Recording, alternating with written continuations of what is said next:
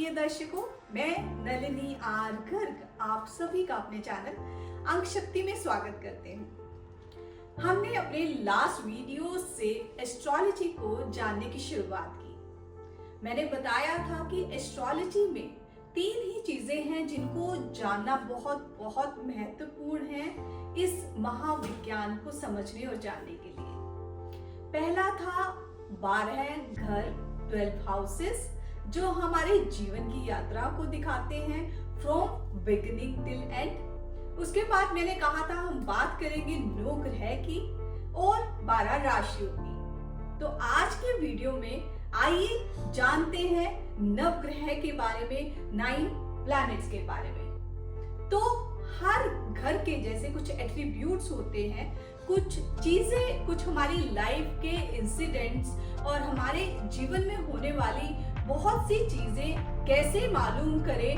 वो हमें घर के एट्रीब्यूट्स से पता चलती हैं। उसी प्रकार से हर प्लैनेट के भी अपने कुछ कारक तत्व हैं, कुछ एट्रीब्यूट्स हैं, कुछ जिम्मेवारियां हर प्लैनेट को दी गई हैं। जैसे हम बात करें डिफरेंट मिनिस्ट्रीज, कैबिनेट मिनिस्टर्स बनाए जाते हैं हमारी सरकार में, उसी प्रकार से हमारे जीवन में होने वाली बहुत सारी चीजें, हमें मिलने वाली बहुत सारी चीजें, कौन सा प्लैनेट उसके लिए जिम्मेवार है, कौन हमें वो चीज दे सकता है, तो वो सब मिनिस्ट्री इन प्लैनेट्स के पास है। कारक तत्व कौन से हैं, किस चीज का मिनिस्टर कौन है, पैसा चाहिए तो किस मिनिस्टर के आगे हाथ जोड़ने पड़ेंगे, अगर हमें जीवन में पावर चाहिए, हम अपने कामों को खूब अच्छे से निभा सके तो किस प्लैनेट की सहायता हमें लेनी पड़ेगी, वो सब हम जान पाएंगे इन प्लैनेट्स को समझकर कि कौन सी सत्ता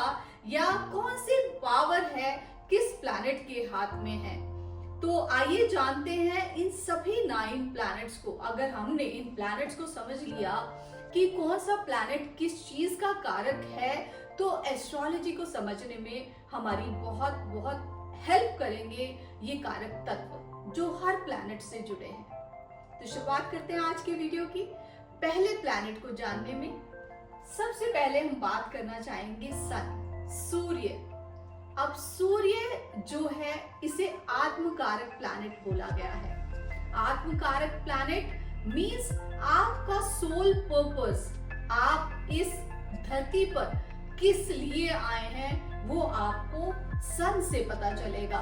तो ये कहीं ना कहीं एक सृजन का प्लैनेट है, आपके अस्तित्व का प्लैनेट है।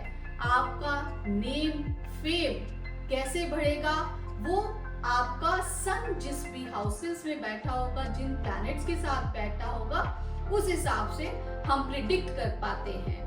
तो अगर आपको name fame, government job, civil services, अगर इनके बारे में जानना है तो वो हम प्लैनेट सन से जानेंगे, क्योंकि ये मिनिस्ट्री नेम फेम की, अथॉरिटी की, पावर की मिनिस्ट्री सन के पास है।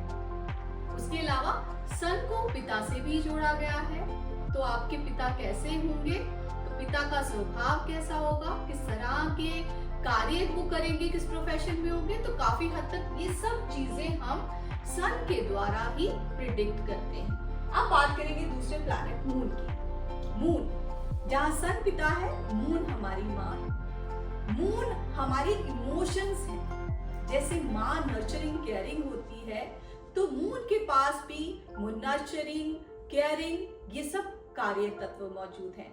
माँ खिलाती है, खाना भी मून से जोड़ा गया है। हमारे मन की शांति मून से जोड़ी गई है। हमारे मन में कोई परेशानी है, हम सुखी महसूस करेंगे, सब कुछ होते हुए भी अदरवाइज दुखी रहेंगे, ये सब कुछ अगर जानना है तो हमें मून को देखना पड़ेगा एस्ट्रोलॉजी में कि हमारे किस घर में किस राशि में बैठा है। उसी हिसाब से हम इंसान की इमोशनल बैलेंस को, उनकी मदर को और उनके इस तरह के नर्चरिंग केयरिंग तरह के क्रियाकलापों और कैरेक्टरिस्टिक्स के बारे में जान पाएंगे। तीसरा बात करते हैं मार्स की। मार्स मंगल, तो जो ये प्लैनेट है ये एनर्जी को रिप्रेजेंट करता है, पावर को रिप्रेजेंट करता है, हमारी बॉडी को रिप्रेजेंट करता है।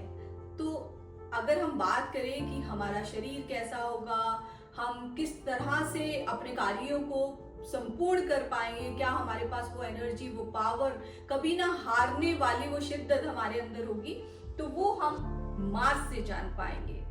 मार्स को बड़ा भाई भी बोला गया है, और अगर एक फीमेल के चार्ट में बात करें तो मार्स हस्बैंड को भी रिप्रेजेंट करता है।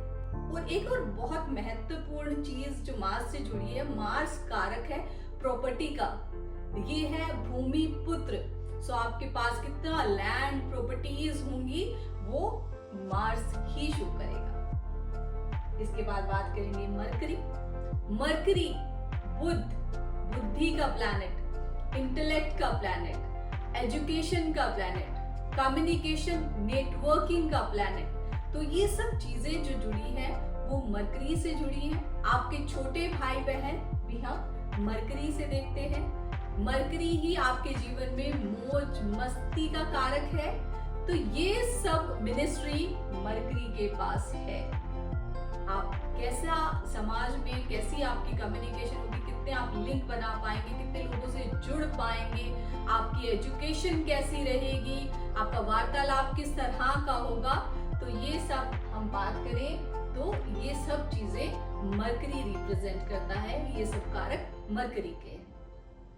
अभी बात करना चाहेंगे जुपिटर की, नैसर्गिक शुभ प्लैनेट। इस प्लैनेट की महिमा जितनी गाई जाए उतनी कम है, बिकॉज ये सिर्फ ज्ञान का ही कारक नहीं है। नॉलेज, ज्ञान तो जुपिटर है, गुरु है, उसके साथ जुड़ा ही जुड़ा है, बट ये जीव कारक भी है। आप क्या हैं, कैसे हैं, आपके साथ कितना लक जुड़ा है, ये सब चीजें जो हैं वो जुपिटर से डिफाइन की जा सकती है। काउंसलिंग की अगर हम बात करें, आपको किस तरह के गुरु मिलेंगे, आपको गुरुओं की कितना जीवन में उनका कंट्रीब्यूशन रहेगा, तो ये सब चीजें हम जुपिटर से पता कर सकते हैं। मैं जान रही हूँ कि बहुत हैवी हो गया है, क्योंकि हर प्लैनेट के बहुत सारे कारक हैं। ये तो मैं आपको सिर्फ कुछ मेन कारक बता रही हूँ जो हमारे डे टू डे लाइफ में हम जानना चाहते हैं, हमारे काम आते हैं। तो ये प्लैनेट्स हर उस चीज को रिप्रेजेंट करते हैं जो हमें जीवन में चाहिए, जो हमारे जीवन में होती है। तो इनके एट्रीब्यूट्स को समझना बहुत इंपॉर्टेंट है। तो आज हम इन्हीं 5 प्लैनेट तक रुकते हैं, इन्हीं की बात की आज हमने। ये एट्रीब्यूट्स मैंने आपको जो बताए हैं, इनको बार बार रिवाइंड करके कहीं नोट डाउन करें, इनको समझने की कोशिश करें। हर प्लैनेट क्या कहता है, क्या चाहता है। अगर हम प्लैनेट्स की भाषा को समझ जाएं और वो हमसे क्या चाहते हैं, वही उसी अनुसार अगर हम जीवन में कार्य करने लगे, तो कोई भी प्लैनेट हमें किसी तरह की परेशानी नहीं देगा। हमारा जीवन उसी तरह से सुंदरता से आगे बढ़ता जाएगा जैसे प्लैनेट्स चाहते हैं। तो अगले वीडियो में हम बात करेंगे रेस्ट 4 प्लैनेट्स की, उनकी कारक तत्वों की, उन्हें जानने की कोशिश करेंगे। Thank you so much for watching this video. आने वाले वीडियो में हम एस्ट्रोलॉजी के ऊपर बहुत बात करना चाह रहे हैं, और मैं कोशिश कर रही हूँ कि मैं हर किसी को इस महाज्ञान से अवगत करा सकूं, समझा सकूं। तो ऐसे और बहुत सारे वीडियोस मैं लेकर आने वाली हूं, तो उसके लिए मेरे चैनल को आज ही सब्सक्राइब करें, मेरे वीडियोस को लाइक एंड शेयर करें। जिन्होंने ऑलरेडी किया है उनका तहे दिल से धन्यवाद।